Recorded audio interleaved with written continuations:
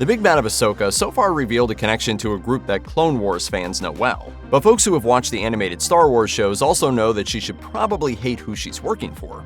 Warning, spoilers for the first 3 episodes of Ahsoka ahead. Even in just its first few episodes, Ahsoka drops a lot of new Star Wars lore. There are ancient Force temples, there's a mysterious gateway to an entirely new galaxy, there are orange lightsabers and hidden Imperial spies. But perhaps most surprising of all is the twist that Morgan Elsbeth, the enigmatic villain first introduced in The Mandalorian, is actually a Night Sister of Dathomir. What was this place? An ancient temple built by my ancestors. The Night Sisters of Dathomir. This revelation isn't entirely out of left field. Morgan's Mandalorian appearance revealed that she's one of the final survivors of her people and shows her go toe-to-toe with Ahsoka Tano in a duel. Combine those interesting tidbits with her eccentric look, and some fans might have been able to guess that Morgan was actually a Night Sister. But it does raise some questions. Morgan has served the Empire for years and has a strong relationship with Grand Admiral Thrawn. If you've seen Star Wars: The Clone Wars, you may find that more than a little confusing. Darth Sidious himself considered the Night Sisters one of the greatest threats to his reign, and he ordered them to be wiped out. At face value, Morgan's role within Palpatine's regime makes no sense. Shouldn't she hate the Emperor and his empire? Dathomir has a long and storied history in the Star Wars universe. The mystical planet was first introduced in the 1994 expanded universe novel The Courtship of Princess Leia, along with the Night Sisters. At the time, these magical beings were referred to only as Force Witches. When Dathomir was given a more central role in Star Wars: The Clone Wars, they got their new name. The Clone Wars details how Asajj Ventress, Count Dooku's Sith assassin, left her Night Sister commune on Dathomir and its powerful leader Mother Talzin to serve the Separatists. After being scorned by her new master, Ventress returns to Dathomir and hatches a plot of vengeance. Talzin makes herself a thorn in the sides of both the Republic and the Separatists, earning the attention of Darth Sidious himself.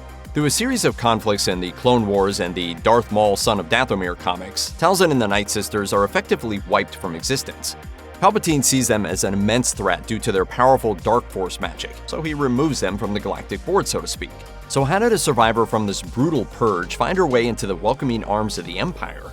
If Palpatine had any inkling of her true heritage, you'd think he'd want to take her out quickly and quietly, and it's not like she's some low-level stooge. Morgan was apparently crucial in constructing the Imperial fleet that Thrawn used to subdue the galaxy. During the Clone Wars, her people were massacred.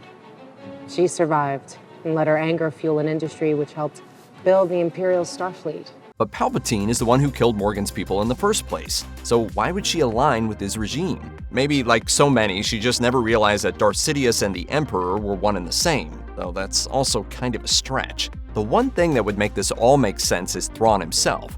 As a non-human, the famed Grand Admiral was an anomaly in the Imperial Navy. Palpatine's entire empire was famously racist toward aliens, most of whom were never allowed in it. Thrawn earned his spot despite this, and he could have used his influence to help shield Morgan. Given her total loyalty to him and Ahsoka, that seems like a likely explanation. Despite the questions it raises, the twist that Morgan Elsbeth is a Night Sister is also really fun.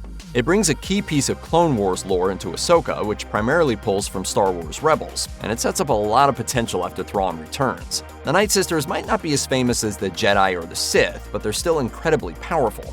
If Morgan survives to see Thrawn come back, she could be a strong aid to him. We already know that she's a brutal leader and skilled tactician, but now Ahsoka has thrown some dark magic into the mix too. It's unlikely that a larger Night Sister presence will pop up in Ahsoka, since most of them were killed back in the Clone Wars, but anything is possible. The show has also revealed that the Night Sisters had temples on planets besides Dathomir, so there are a lot of places where creator Dave Filoni and his team could continue to expand their legend.